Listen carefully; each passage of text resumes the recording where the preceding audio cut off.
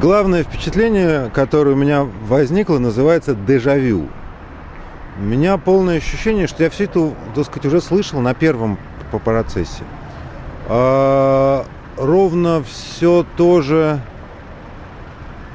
к сожалению, безграмотное.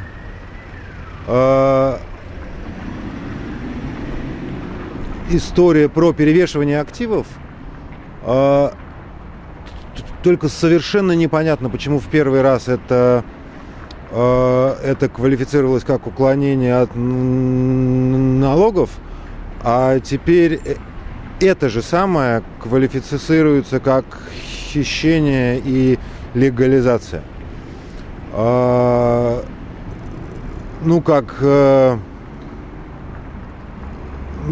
Как если бы ребенка наказали за то, что он без спросу взял, так сказать, значит, как бы яблоко, а потом поймали бы еще раз и наказали бы еще раз за то, что он пытался подорвать продовольственную программу страны. Вот ровно такое ощущение, да? Я, разумеется, не согласен с выводами суда на первом процессе, но эти выводы, так сказать, уже сделаны, насколько я понимаю, абсолютно по одним и тем же эпизодам. Вот такое впечатление, да? Второе впечатление, ты знаете, впечатление второго сезона одного и того же телесериала, да? Уже там вполне установились отношения между Лебедевым и Лахтиным, они уже как-то там переругиваются,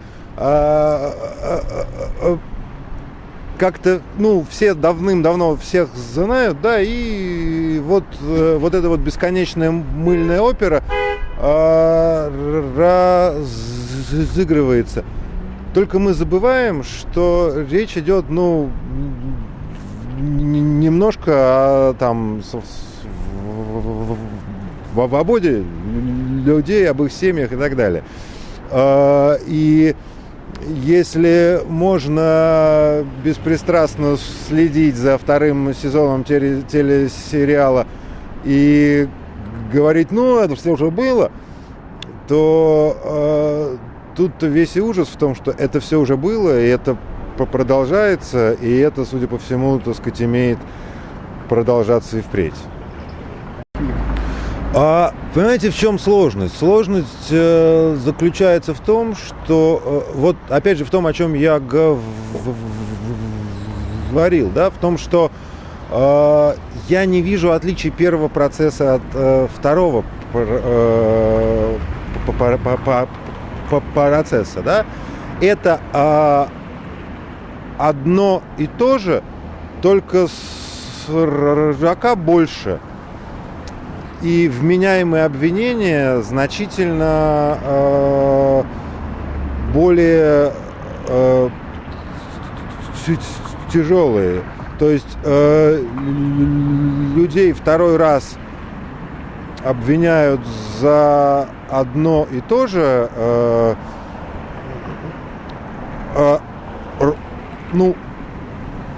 практически так же, да? И поэтому какого-то... В чем сложность создания или там поддержания общественного интереса к процессу?